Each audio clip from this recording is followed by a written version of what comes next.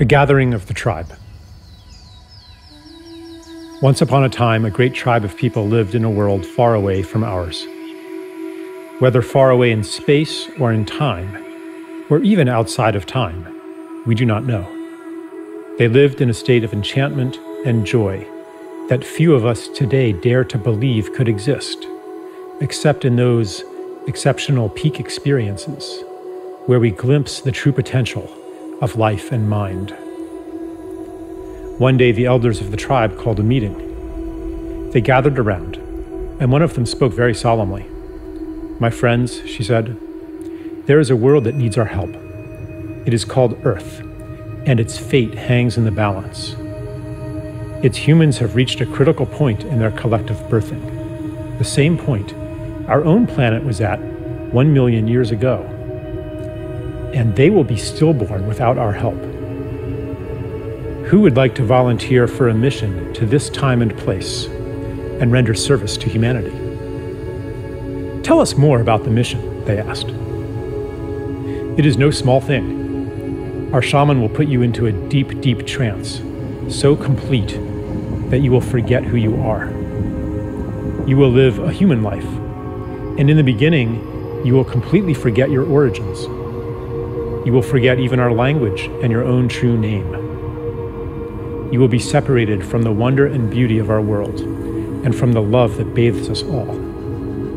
You will miss it deeply, yet you will be unable to name what you are missing. You will remember the love and beauty that we know to be normal only as a longing in your heart. Your memory will take the form of an intuitive knowledge as you plunge into the painfully marred earth that a more beautiful world is possible.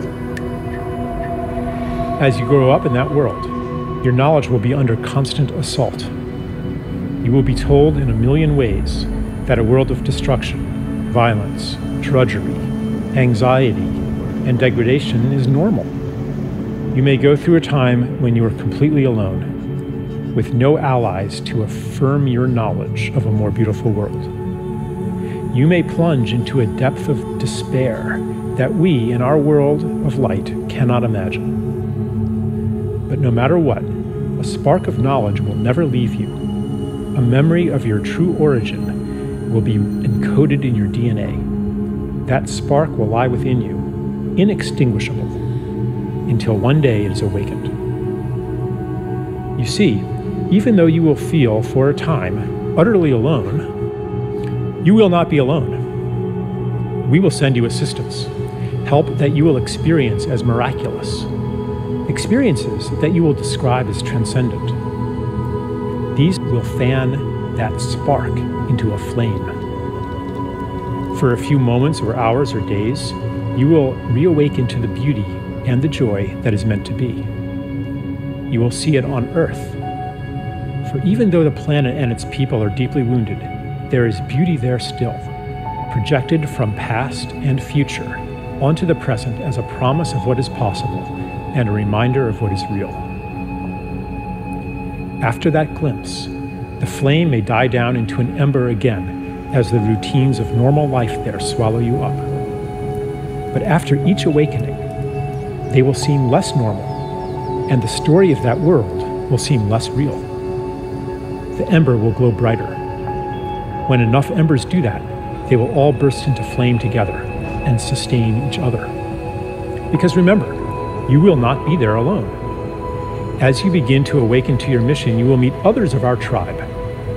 You will recognize them by your common purpose, values, and intuitions, and by the similarity of the paths you have walked. As the condition of the planet Earth reaches crisis proportions, your paths will cross more and more.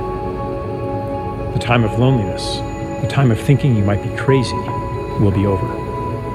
You will find the people of your tribe all over the Earth and become aware of them through the long-distance communication technologies used on that planet. But the real shift, the real quickening, will happen in face-to-face gatherings in special places.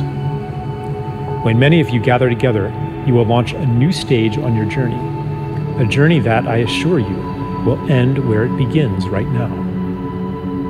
Then, the mission that lay unconscious within you will flower into consciousness. Your intuitive rebellion against the world presented to you as normal will become an explicit quest to create a more beautiful one. A woman said, "Tell me more about the time of loneliness, that we might prepare for it." The elder said, "In the time of loneliness, you will always be seeking to reassure yourself that you are not crazy.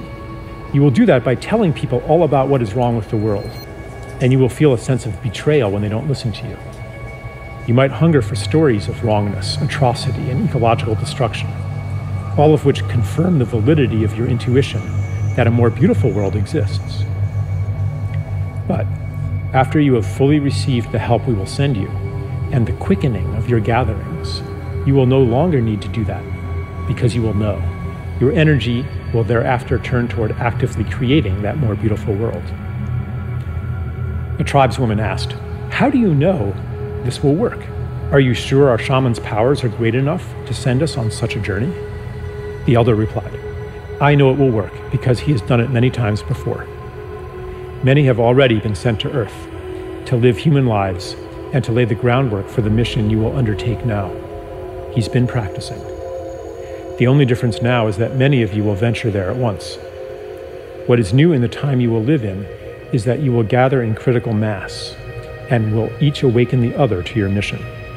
The heat you will generate will kindle the same spark that lies in every human being.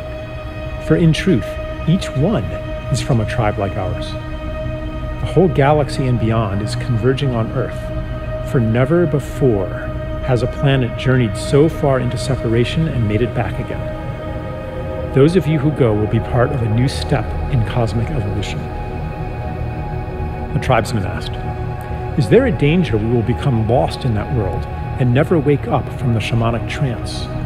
Is there a danger that the despair, the cynicism, the pain of separation will be so great that it will extinguish the spark of hope, the spark of our true selves in origin, and that we will be separated from our beloved ones forever?"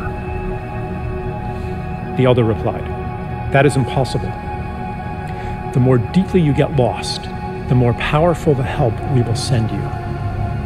You might experience it at the time as a collapse of your personal world, the loss of everything important to you. Later, you will recognize the gift within it. We will never abandon you." Another man asked, "Is it possible that our mission will fail and that this planet Earth will perish?" The elder replied, "I will answer your question with a paradox.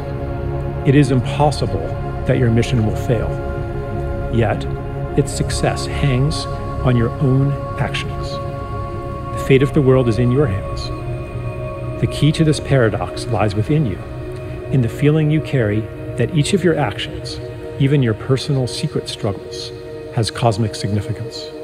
You will know then, as you know now, that everything you do matters." There were no more questions. The volunteers gathered in a circle, and the shaman went to each one. The last thing each was aware of was the shaman blowing smoke in his or her face. They entered a deep trance and dreamed themselves into the world where we find ourselves today. Here we are. Yeah, here we are. Here we are.